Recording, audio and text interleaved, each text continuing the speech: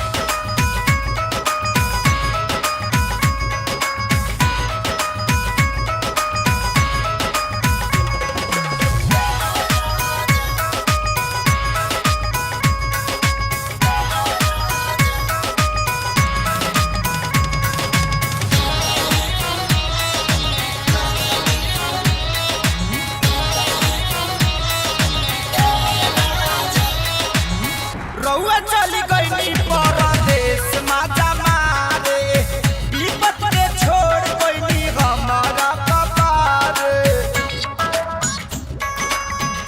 ई राजा रउआ चली गई परदेश माता मारे विपत के छोड़ गई हमारा कपार।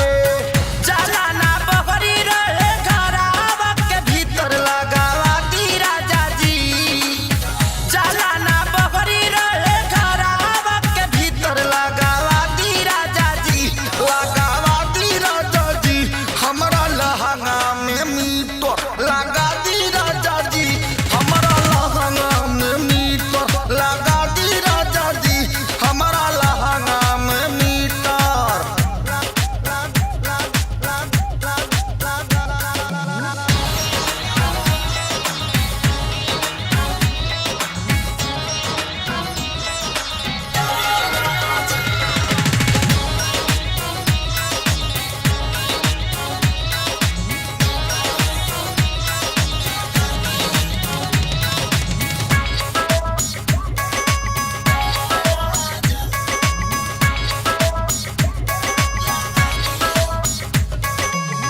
रोज उल्टा सीधा हमसे जोड़ता कनेक्शन। कहियो न कहियो हमारा हो जाई रिएक्शन। कहाँ जाई रे। रोज उल्टा सीधा हमसे जोड़ता कनेक्शन। कहियो न कहियो हमारा हो जाई रिएक्शन। लोट नाही साहेब जगिया जोड़ दी हीटर लगावा दी राजा जी। लोट नाही साहेब जगिया जोड़ दी हीटर लगावा दी राजा जी। लगावा दी राजा जी हमरा लहंगा में मीटर लगा दी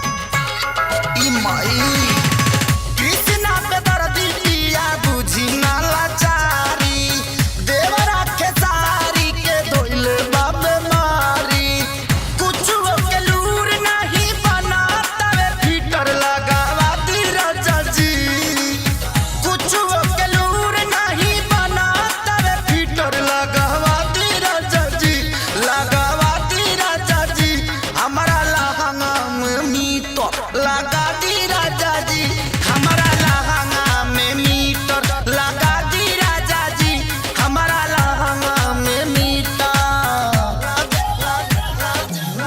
खोस दी पलक देवरा बाटे बड़ी चीटक लगावा दी राजा जी खोस दी पलक देवरा बाटे बड़ी चीटक लगावा दी राजा जी लगावा दी राजा जी हमारा लहंगा में मीटर लगा